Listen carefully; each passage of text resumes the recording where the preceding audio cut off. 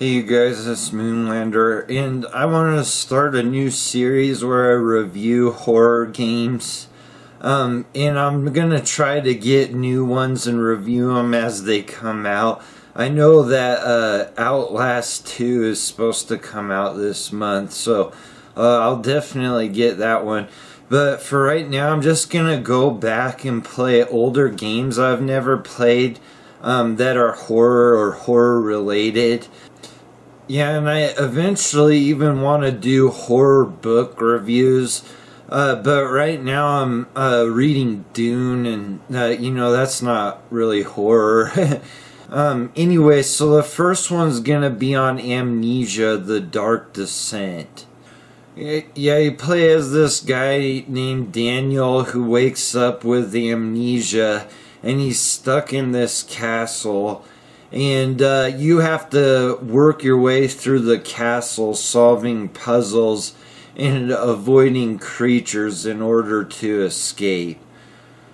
The story of this game, just unfortunately, it wasn't very interesting to me.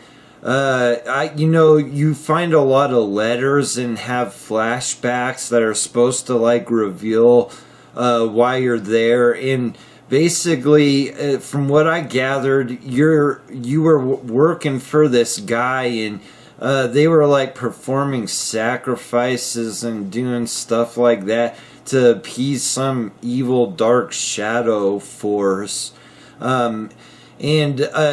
Basically, as you go on, your goal ends up being defeating the guy you were working for and escaping. But the game does not have combat in it. All you wield in this game is a lantern.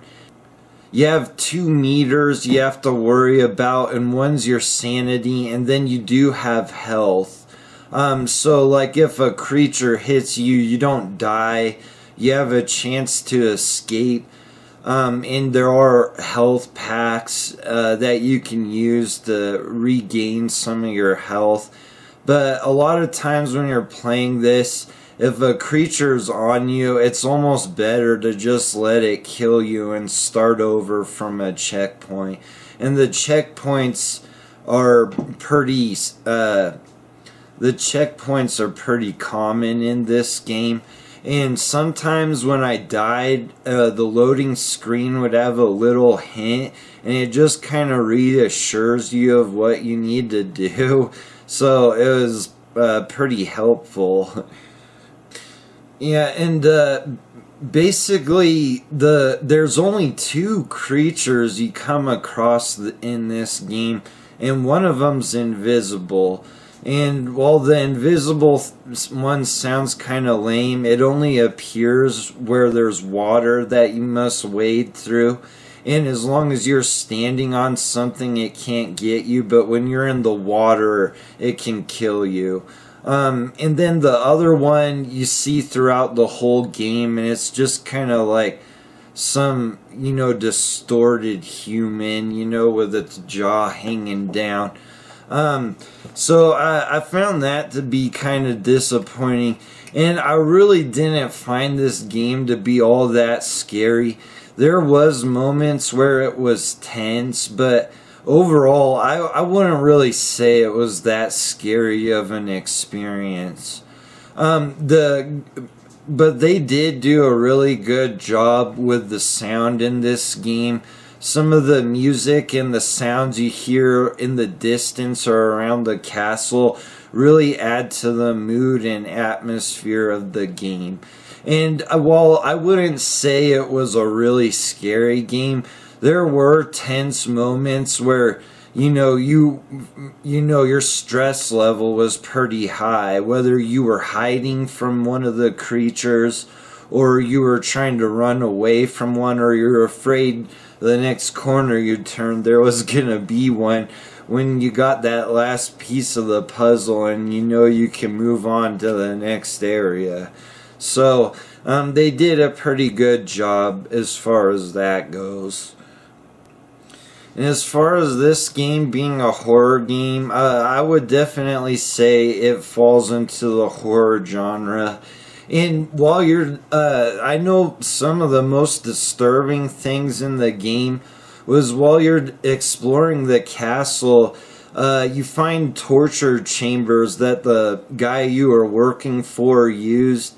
And in each torture room, there was one part where you enter these torture rooms with different torture devices, and you kind of have a flashback memory of somebody being put in one. And while you don't see it, you get to listen to it, and you get to listen to the bad guy talk about it. And I thought that was really pretty creepy. But yeah, this game only took me about 6 hours to complete. And while, yes, I was, moving along pretty rapidly, I mean, there isn't really a lot to explore with it. I mean, yeah, you can go down different hallways, but essentially you have to go down every hallway. So in a way, it's a pretty linear experience. I mean, it wasn't like there was always one path, but at the same time, there would be, more than one way to go. But if you went one way, you probably missed the puzzle piece or something that would allow you to move through the way you had went originally. So, I mean, in my mind, that's, a pretty linear experience. And as far, there wasn't really collectibles. Like, basically, you find letters and they uncover the story. But for the most part, I just found these to be boring and a chore to read or listen to. Like I said, I didn't really get into the story, and yeah. So, now I know this game came out in 2010. And I'm not reviewing, obviously my score for this game is not going to be the same as it might have been in 2010. But I can only give this game a 6 out of 10. Well, it is a decent game. It's just not one that I'm going to highly suggest to anyone at this point in time. I mean, it is a tense experience, but I mean, it wasn't like fun, and I didn't feel like accomplished by beating it. It just left me feeling like, oh man, I got another one of these to play. Yeah, because I got like Amnesia, a machine for pigs, and from what I understand, people really didn't like that one since I don't know, they thought it was less scary. And let me tell you, when I was looking through Steam reviews of The Dark Descent, people really like this game. But just in my personal opinion, I don't think it's that great. Unfortunately, I didn't play it when it was released. And yeah, I gotta give it a 6 out of 10. Alright, you guys, I hope you enjoyed the review, and there's more to come. I'm just taking on one game at a time. And, depending on the game, knows how long it takes to get through. But anyway, yeah. And then as new games come out, I'll definitely try to get them and play them. So, I'm not just doing old game reviews.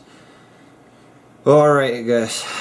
Thanks for watching, and please like, comment, and subscribe.